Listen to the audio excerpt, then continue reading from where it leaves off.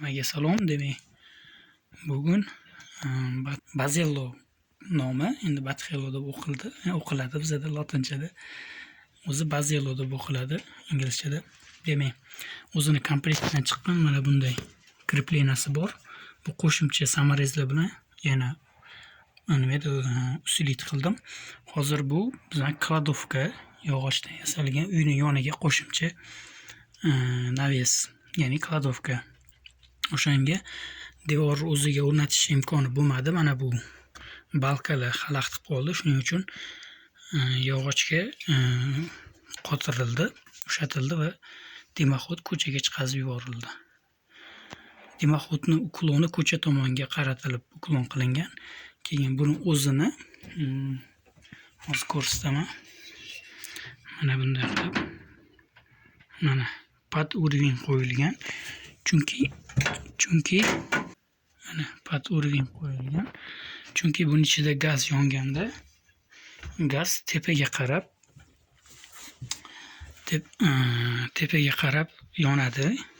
O'sha fizika qonunlari bo'yicha agar kotел qiyshiq turib qolsa yoki misol uchun mundoqroq bo'lib turib qolsa, gaz to'g'riga yongani sababli o'sha teplообменник, ya'ni radiatori yaxshi qizimay bir tarafiga ko'proq olov urib, tezroq o'sha nima deydi, ishdan chiqishiga sabab bo'ladi.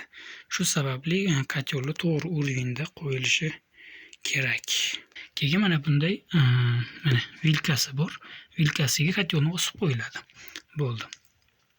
Mana mo'risiga keladigan bo'lsak, mo'risini mana bunday xomut bilan yaxshilab qotirib ulab qo'yiladi. Shu bilan buni devorga ustanovka jarayoni tugaydi. Mana hozir ataplinani turbasini ulash jarayoni.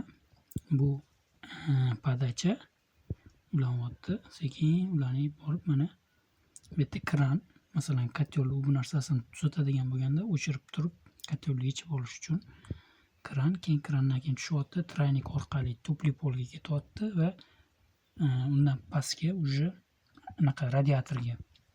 Xuddi shunaqa. Endi mana keyingisi obratga kelyapti. Hozir bu bilan traynik bilan yana o'sha radiatorni obratkasi keladi va tupli pol obratkasi ikkalasi kelib qo'shilib tepaga chiqib, unda burilib va bu anaqaga ulanadi, obratkaga, kotelga. Keyin issiq suv, sovuq suvni turbalarini ulaymiz va shu bilan santexnik, ya'ni o'sha ataplinaning anaqasi sistemasi ulangan bo'ladi. Ko'pchilikni o'ylantirgan savol bo'lishi mumkin. Nima uchun tupli polga alohida nasos qo'yilib, radiatordan alohida qilinmadi yoki nima deydi?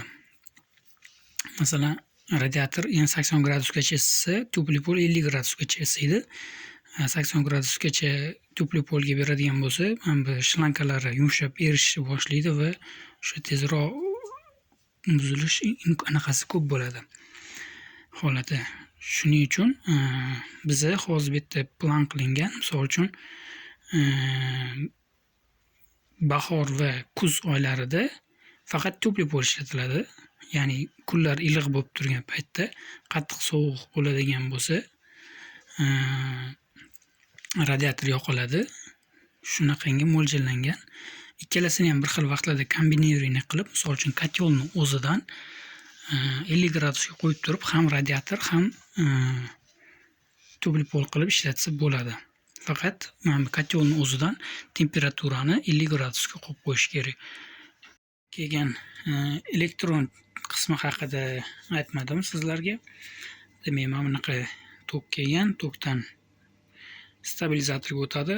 197 voltni 220 ga chiqazadi. Keyin relay напряжение bor. Bu relay напряжение mana bu impulslanganda tok yoki o'sha tok o'ynaganda, mana bu stabilizator eplolmay qolganda bu avtomatik kotelni o'chiradi va kotelni platasini kuyishidan saqlab qoladi. Mana shunday bo'ladi va mana bu kotelning kabeli va u ulanadi va kotel ishga tushadi. Ishga tushirganda birinchi navbatda sistemaga sovuq suvni yuboriladi. Sovuq suvni yuboriladi, kran ochiladi. Keyin mana bu kranlar, podacha, obраtka, issiq suv hammasi ochib qo'yiladi.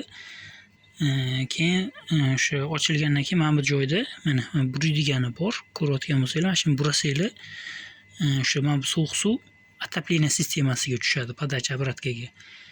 Keyin o'zi buni bu kotyollar ichida o'zini havo chiqazib yuboradigan anaqasi bor. Nima deydi? Avtomatik poplogli anaqasi, nima deydi? Havoni chiqazaveradigan narsasi bor. Shunchaki suvni ochasizlar, suvni ochib, suv yuborasizlar, sistemaga suv to'ldirasizlar. Faqat gazni ulamay turasizlar. Gazni o'chirib, mana bu anaqani o'zini, kotyolni o'zini mana bu nasosini ko'rsatyapti. Hozir mana nasos ishlaydi. Ishlaganda shu sistemadagi havoni polni o'zi anaqa qilib tashlaydi, nima deydi? Kachat qilib olib chiqib tashlaydi. Sistema mana o'zini ichidagi poplog orqali chiqib ketadi. Shunaqa qilib 1-2 marta o'chirib yoqasizlar. Mana bu anaqani nima derdi? Kotyolni o'chirib yoqqanda sistemada havo yo'qolgandan keyin mana bu joyda mana ko'rasiz 1,5 atmosfer davleniya turishi kerak. Shunaqa davleniya bo'lgandan keyin davleniya tushib ketmasligiga qarab turish kerak. O'sha havosini chiqazayotgan paytda davleniya tushib ketmasligi kerak. Mana shu davleniyasi tushganda yana mana buni burasangiz, o'ng tomonga buralsa ochiladi va suv kiradi sistemaga. Отопление sistemasiga suv kirgandan keyin mana bu anaqasi ko'tariladi va shunga qarab turiladi. Havosini chiqazayotganda shu sistemani yoqqanda, nasos ishlaganda havo chiqib ketgandan keyin mana bu tushib ketadi darrov. Keyin riski kotyolni o'chirasiz, mana bu podpitkani yoqib, suv to'ldirib olasiz sistemaga, keyin yana yoqsangiz, yana mana ko'tarilib avtomatik joyiga keladi bu. Shunaqa qilib sistemadagi havoni chiqazib olinadi. Undan keyin oxirida uverin bo'lgandan keyin, o'sha mana davleniya tushib ketmayotganligi uverin bo'lgandan keyingina gaz turbani yoqib, gazni ulab, sistemani ishlatib tekshirib ko'raverasizlar. Keyin o'sha sistemani to'g'ri kotyolni birinchi ishga tushirayotganda sistemaga suv podpitka qilingandan keyin, davleniya ko'tarilgandan keyin mana ko'tarilgandan keyin buni mana bu oldi ochiladi. Pastida ikkita boltini yechib turib ochiladi. Tokdan uzib qo'yib, ochilgandan keyin mana bu yerda nasosi bo'ladi. Nasosini minus отвертка orqali buriydigan anaqasi bo'ladi joyi. O'shani burab, ichidagi havosini chiqarib tashlash kerak nasosni. O'shanda nasos kuymasdan yaxshi ishlaydi. Mana bu topli poldagi havoni qandoq chiqaziladi desa, misol uchun menda 3 ta kontur bor.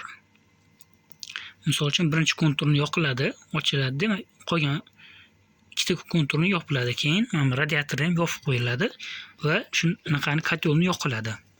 Agar sizlardan nasos o'zini kachka qiladigan narsalar bo'lmasa, kotyolni yoqasiz. Kotyol yongandan keyin polniy mana bu o'zi kotyol nasos 3-skorsida ishlaydi-da, eng baland skorsida. Shunda ishlaganda buni ichidagi havoni o'zi avtomatik aylantirib, kotyolni o'zi chiqazib tashlaydi. Chiqazgandan keyin mana davleniya tushib ketmasa, demak ichida havo qolmagan bo'ladi. Keyin havo qolmaganligini bilishning yana bir yo'li, nasos ishlaydi. Nasos ishlagan paytda shiqir-shiqir suvni ovozi bo'ladi-ku, shunaqa chiqmaydi. Agar havo bo'lsa, shunaqa shiqir-shiqir ovoz chiqib turadi. O'shanaqa ovoz yo'qolguncha podpitka qilib, yana kotyolni ishga tushirib, yana agar davleniyasi tushib ketsa, yana podpitka qilib turib ishlatiladi. Havosi chiqariladi to'g'riroq. Har bitta kontur shunaqa qilib havosi chiqarib tashalgandan keyin radiatorlarni ham xuddi shunaqa qilib havosi chiqariladi. Keyin radiator o'zida Maevskiy degan ключi bor. O'sha eng tepasidagi buriydigan joyini burab, havosi chiqarib tashaladi.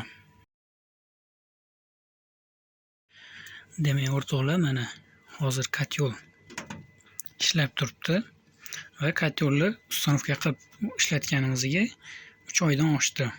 Endi umumiy xulosalarni aytaman. Mana bu ulagan sistemam bo'yicha bu yil ob-havo unchalik sovuq bo'lmadi. Endi 1-2 kun uzog'i -5 gradusgacha sovuq bo'ldi. Lekin unaqa qattiq sovuq bo'lmadi. Endi o'sha ob-havoda -5 gacha bo'lgan ob-havoda bu kotel qanaqa ishladi, bu sistema qanaqa ishladi. Keling tushuntiraman. Oldingida aytganimdek sxemada ulangan mana. Bu yerdan tupli polga ketadi. Bu podacha. Bunisi obratga tupli pol va radiator mana. Radiator pastdan kelgan, bu yoqqa ketgan. Bu yoqdan to'g'riroq ketgan podacha и obratga mana bu turba bilan qaytib kelgan.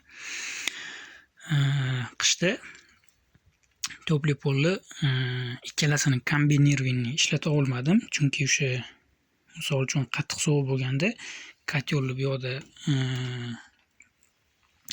70-75-80 gradusga qo'yganda radiatorga issiqlik boradi, lekin mana bu tupli pol juda ham qizdirib yuboradi nima desam bo'ladi, uyda o'tirib bo'lmaydigan bo'lib qoldi. Shu sababdan bu yerda hozir mana 3 ta kontur bo'lsa, bitta hammomnikini ozgina ochib qo'yganman.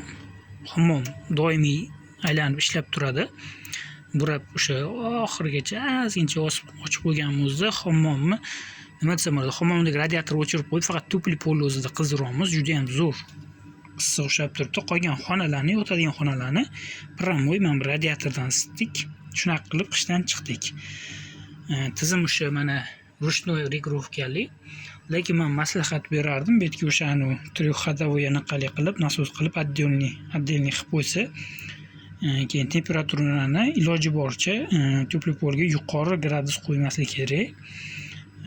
O'sha 20-25, maksimum 30 gradusgacha bo'lsa, tupli pol yaxshi, undan yoqi zarar bo'lar ekan. Shu sababli mana shu sistemani o'chirib qo'yishga majbur bo'ldim. Uni polni radiatorda qizdirdik. Radiator rejimida mana bemalol ishladi. Hozir ko'rsanglar, mana hozir kranikka anaqasi chiqdi. Bu issiq suv ishlatilyapti degani. Issiq suv montaji mana bu sovuq suv keladi, mana kotelga kirgan. Bu yoqdan kelgan, keyin mana bu turbadan bundan chiqib mana to'g'ri uyga ketgan va shu uydagi rakovina, hammom, dush hammasiga, oshxona hammasiga ketgan. Xullas mana shu turda montaj bo'lgan. Endi qishda o'sha turbalar muzlamasligi uchun oddiy mana bu naqa bilan yopib qo'yganimizda sistema muzlamadi. Shu ko'chada bo'lsa ham. Xullas o'rnatishi mana shundoq bo'ladi. Mana bu yoqda gaz reduktor, keyin bundan chiqib gaz filtr. O'zi gaz filtr reduktordan oldin qo'yilishi kerak edi. Menda переходныйga bo'lmagani uchun mana shunday qo'yib yuborganman o'sha paytda va shu bilan hozirgacha ishlab turibdi. Xullas o'rtoqlar, mana shunaqa nima deydi, sistema o'rnatishi. Videoni boshida sizlarga o'sha qandoq devorga qotirish haqida, keyin mana turbalarni qandoq ulash sistemasi mana ko'rsatdim. Video yoqgan bo'lsa, videoga like bosib, kanalimga obuna bo'lib qo'yinglar. Har hafta yakshanba kuni shunaqa xo'jalikda, uyda kerak bo'ladigan foydali maslahatlar, videolar chiqib turadi, xudo xolasa. Barchangizga rahmat.